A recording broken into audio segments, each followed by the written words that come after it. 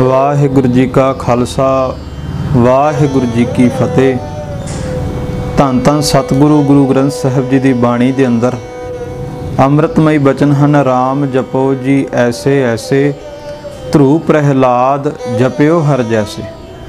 गुरु स्वरूप गुरु खालसा जी सतगुरां ने हदायत की कि तू बंदगी कर, भगती कर, पर उदाहरण दो भगतां दे दिते, छोटी उम्र वाले भगतां दे दिते। पहला भगत ध्रुव ते दूसरा भगत प्रहलाद जी का उदाहरण दिता। पर सोचण वाला बचन यह है कि भगत ध्रुव अते भगत प्रहलाद जी का गुरबाणी के अंदर जिक्र क्यों? खालसा जी सतयुग के अंदर राजा है उतानपद, ओदियां दो राणियां ने, छोटी राणी सुरीची ते वड्डी राणी सुरीति। ते प्यार वाले वड्डी राणी का पुत्र है भगत ध्रुव। पर भाई गुरदास जी लिखते हैं कि एक दिन ऐसी घटना वापरी जिस घटना के कारण अज गुरबाणी के अंदर जिक्र आया कि तू भी भगत ध्रुव की तरह भगती कर। भाई गुरदास जी का कथन है, ध्रुव हसदा घर आया, कर प्यार प्यो कुछड़ लीता, बाहों पकड़ उठा लिया, मन विच रोस मतरेई कीता, डढोलिका माँ पूछे तू सावाणी है कि सुरीता, सावाणी हाँ जन्म दी, नाम ना भगती करम दृढ़ीता। भाई गुरदास जी कहते एक दिन भगत ध्रुव जी अपने नाल दे बच्चियां दे नाल, बालकां दे नाल खेड करके खालसा जी अपने घर राजमहल विच आए। जदों वापस अपने घर हसदे आए, राजे दे मन विच मोह जाग्या, प्रेम जाग्या। अपने पुत्र नूं अपनी गोद दे विच बिठा करके लाड़ लडाउण लग पिया। पर मतरेई माँ छोटी राणी वेख के जर ना सकी। उन्हें मन विच रोस करके भगत ध्रुव जी नूं बांह तो पकड़ करके राजे दी गोद तो उठा दिता ते मंदे शब्द भी कहे। पर राजा उतानपद ये हरकत वेख के भी चुप रहा ते उधर भगत ध्रुव जी उदास हो गए। मन दे विच वैराग आया, अखां दे विच हंझू, रोंदे रोंदे अपनी माँ कोल गए ते जाके पुछदे ने, माँ तू सावाणी है कि सुरीता? तू दासी है कि तू राणी है? जे तू राणी है फिर मेरे नाल इतना बद सलूक क्यों हो रहा है? ते अखीर भगत ध्रुव जी अपनी माता नूं प्रश्न करते ने, माँ किस उद्यम ते राज मिलै, सतरू ते सब होवन मीता। माँ मैं केड़ा कारज करा जिस करके मैनू भी राज भाग मिले, मैनू भी सुख मिले, मेरी भी शोभा होवे। पर प्यार वाले बचन भी समझण वाला है। उत्थे माँ भावना वाली, शरधा वाली सी। कहन लगी, बेटा परमेसर आराधी है, जेदू होई है पतत पुनीता। बेटा रब दी भगती कर, रब दी भगती करन वालियां नूं कोई तोट नहीं रहिंदी। उसे तरह होया भगत ध्रुव जी रात नूं जद सारे आराम विच चले गए, महल तो उठे, बाहर जंगल वल दौड़ना शुरू कर दिता। रसना दे उत्ते इक्को ही शब्द सन, भगवान तू कित्थे है? भगवान दे नाम दा जाप करदे करदे घने जंगल विच चले गए। अखीर थक टुट के दरिया दे कंढे ते जद बैठे तां भी परमात्मा दा, भगवान दा नाम लै रहे सन। अचानक नारद मुनि जी भगत ध्रुव जी को आए ते कहण लगे, बेटा तू इत्थे घने जंगल विच की कर रहे हैं? भगत ध्रुव जी कहण लगे, मैं परमात्मा दी, भगवान दी खोज विच आया, भगवान दी भाल विच आया। नारद मुनि जी जानते सन कि भगत ध्रुव किस कारज करके क्यों परमात्मा दी खोज विच आया। नारद मुनि कहन लगे, बेटा तू घर चल, मैं तेरे पिता नूं राजे उतानपद नूं कवांगा, तैनूं अद्धा राज दे देवेगा, सृष्टि दा अद्धा राज तेरी झोली पा देवेगा। हुण भगत ध्रुव दा जिक्र क्यों? हुण समझण वाला बचन है।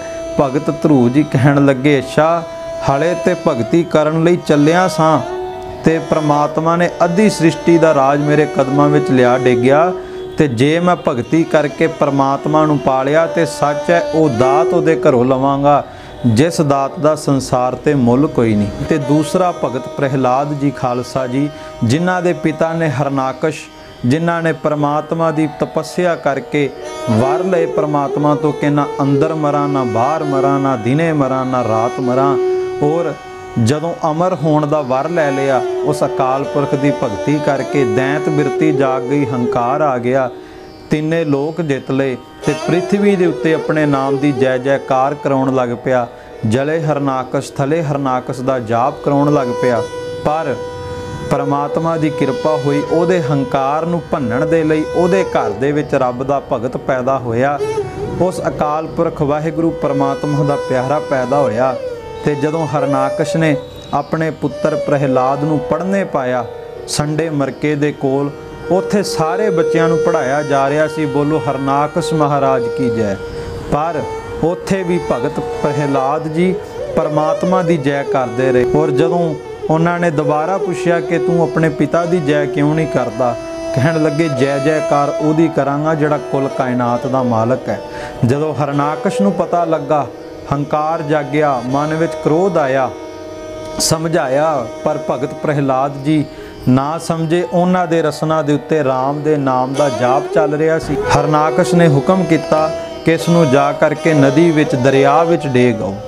ਮੌਤ ਦੇ ਡਰਾਵੇ ਦਿੱਤੇ ਗਏ, ਪਰ ਭਗਤ ਪ੍ਰਹਿਲਾਦ ਦੇ ਬੁੱਲਾਂ ਤੋਂ ਪਰਮਾਤਮਾ ਦਾ ਨਾਮ ਵੱਖਰਾ ਨਾ ਹੋਇਆ। ਤੇ ਸੱਚ ਹੈ, ਜਦੋਂ ਭਗਤ ਪ੍ਰਹਿਲਾਦ ਨੂੰ ਦਰਿਆ ਦੇ ਵਿੱਚ ਡੇਗਿਆ ਗਿਆ ਤਾਂ ਵੀ ਪਰਮਾਤਮਾ ਨੇ ਉਹਦੀ ਰੱਖਿਆ ਕੀਤੀ। ਦੂਸਰਾ ਹੁਕਮ ਹੋਇਆ ਇਸ ਨੂੰ ਪਰਬਤ ਤੋਂ, ਚਟਾਨ ਤੋਂ ਥੱਲੇ ਡੇਗ ਦਿੱਤਾ ਜਾਵੇ ਖਾਈ ਦੇ ਵਿੱਚ, ਉਦੋਂ ਵੀ ਪਰਮਾਤਮਾ ਦਾ ਪਿਆਰਾ ਭੈ ਭੀਤ ਨਾ ਹੋਇਆ। ਤੀਸਰਾ, ਆਪਣੀ ਭੈਣ ਹੋਲਕਾ ਨੂੰ ਮਾਇਆਵੀ ਚਾਦਰ ਦੇ ਕਰਕੇ ਕਿਹਾ ਕਿ ਇਹਨੂੰ ਅੱਗ ਦੇ ਵਿੱਚ ਲੈ ਕੇ ਬੈਠ ਜਾ, ਇਹ ਅੱਗ ਵਿੱਚ ਸੜ ਕੇ ਸੁਆਹ ਹੋ ਜਾਵੇਗਾ। ਪਰ ਜਿਨੇ ਮਾਇਆਵੀ ਚਾਦਰ ਪਾਈ ਸੀ ਉਹ ਸੜ ਕੇ ਸੁਆਹ ਹੋ ਗਈ, ਤੇ ਜਿਨੇ ਪਰਮਾਤਮਾ ਦੇ ਨਾਮ ਦੀ ਚਾਦਰ ਪਾਈ ਸੀ ਉਹਦਾ ਅੱਗ ਵਾਲ ਵੀ ਵਿੰਗਾ ਨਾ ਕਰ ਸਕੀ।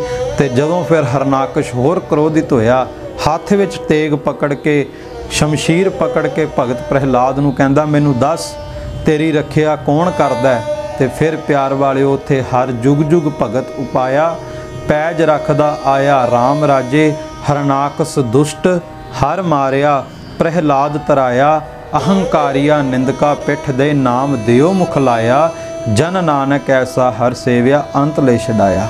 ਉੱਥੇ ਫਿਰ ਪਰਮਾਤਮਾ ਨੇ ਆ ਕਰਕੇ ਹਰਨਾਕਸ਼ ਦਾ ਵੱਧ ਕੀਤਾ, ਨਰ ਸਿੰਘ ਦੇ ਰੂਪ ਦੇ ਵਿੱਚ ਆਪਣੇ ਭਗਤ ਦੀ ਪੈਜ ਰੱਖੀ।